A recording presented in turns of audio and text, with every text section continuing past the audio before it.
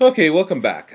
In this episode, what I'm going to do is I'm going to try to explain more carefully why Alfie beat Bertie. Okay, and I'm going to do it using a metaphor. Okay, here's the metaphor. Finding the shortest path in traveling salesman problem is kind of like getting to the top of the highest mountain here, right? So we have Alfie and Bertie at the bottom of the foothills of the mountains here, and we have the goal. We have success at the top of the highest peak, right? So in this metaphor, both Alfie and Bertie are trying to get to the top of the highest mountain, right? Now, Bertie's strategy is as follows. What he does is he just always goes uphill. So he says, well, I want to get to the top of the highest mountain. There's no use going downhill, is there? And so what he does is he just keeps going uphill and uphill. Now, this would work fine if he happened to be lucky enough to get at the bottom of the highest hill, but he didn't. All right? So as he's going around swapping those cities, he only accepts a move which seems like it gets him closer to the goal. In other words, he only goes uphill. So when he's at the top of this mountain, he's stuck. There's just no place else for him to go. He's never going to reach the goal. Now, Alfie does the same thing. Most of the time he's moving uphill. He's moving uphill towards the goal, right? But when he sees that he's stuck, he actually does, a little bit of climbing back down. He says, I might not be at the top of the highest mountain yet, so I'm going to climb down here. And then, sure enough, that gets him out. So, but the only way to do it is, and the only way to get there is you've got to go downhill sometimes if you haven't reached the goal yet.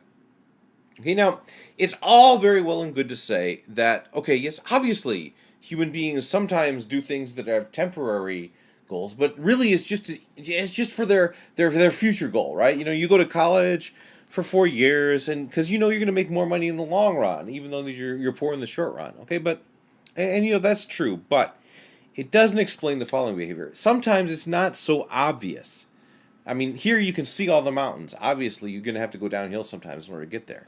What if you can't see it? Okay, sometimes the mountains are just covered in fog, right? You just don't know whether or not you're really at the top of the highest mountain yet. You just don't know. So, when you're pursuing this strategy, sometimes you have to just strike out into the great unknown. You have to actually do things which are higher cost. You have to actually do things which, would seem like they're not in your best interest, would seem like they're not the thing that you desire most at that time.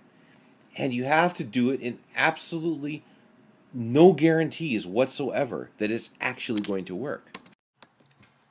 So I just love this example on so many levels because there's just so many good morals that we can draw from it, right?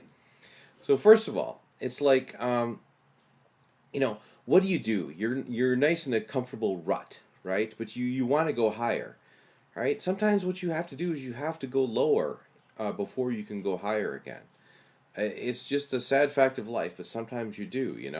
Maybe you're trapped in a dead-end job and you want to go to a different job, but you have to temporarily take a smaller salary in order to do it. This whole model of human beings are just value maximizing machines, and that there's a beautiful woman over here and there's a ham sandwich over here, and depending whether I'm hornier or I'm hungrier, I go to the ham sandwich or the woman. This model does not explain human behavior at all. Okay, first of all, we do things all the time that we know aren't in our best interest, right? We start smoking, we stop smoking, we do all this kind of stuff, right? Human beings just don't maximize their values at all times. They just don't do that. Now, what I'm saying is there's a reason for this. There's a very important reason for this. I'm saying that this sort of random behavior, this sort of you just don't do the expected thing all the time is a very important component of rationality. Okay, you can't be rational unless you behave like this sometimes. And the reason is simple, because there's these hills that are there. You may think that what you're doing is in the right direction, but it's really not in the wrong direction. And you may have to take some temporary setbacks before you get the big wins. Okay, now the kicker is you don't have full knowledge of how the world works. And sometimes you have to do this just incomplete, with no guarantees whatsoever that it'll work. So in other words, what I'm saying is every once in a while, in order to be rational, okay, in order to really maximize your values, you just have to go ape shit batty. I mean, it's just as simple as that. And I think the ancient Greeks had it right. I'm calling this Dionysian rationality, right? There's a certain component of rationality which just can't be explained, which just is totally random. Which, if you look at it, it looks like the person just going crazy, right? So imagine Bertie is like looking at Alphie while he's doing this. He's swapping the cities, and he's chuckling at him. He says, "Look, you're swapping all these cities, and you're actually increasing your round trip time, man. But in the end, you just got to do it. Sometimes you've got to come down off the mountain in order to get onto a higher mountain, and that's just all there is to it. Now, what is it? Okay, what is it that will make you do this? Okay, sometimes you just have to go, and you have to go against every single one of your drives. You have to, every particle in your being might be saying that this is the right way to go, but you just have to go in the other direction. Okay, what is it that enables you to do this? Okay, we have a simple word for it. It's faith and courage. You have to have the faith that something good is going to happen, and you have to have the courage to stick with your faith. Okay, now this is why I think the Christian apologists are so far off track. If you can see your goal, you don't need faith. That's not faith. Sometimes you need faith. Sometimes you need to strike out into the great unknown. Absolutely, with no guarantees whatsoever. No quote-unquote rational proof that it's actually going to work.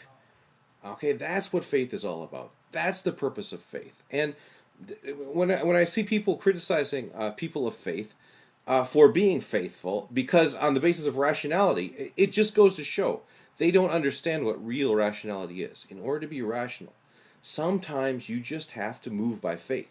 You have to have, as the author of Hebrews says, faith is the evidence of things not seen, of things hoped for, right? So faith and courage. And, if you are stuck in a dead-end job, if you are in a nice, comfortable rut, and if you want to go higher on the mountain, keep this in mind. Maybe you're just going to have to go crazy for a while. Catch you later. Yeah, to make things interesting, I'm going to throw in another challenge here, okay? I know of at least one solution to the Best in the West game, which is better than Alphie's solution. So here's my challenge to you. See if you can find it, okay? See if you can beat Alphie's solution. Come up with a better solution to this traveling salesman problem.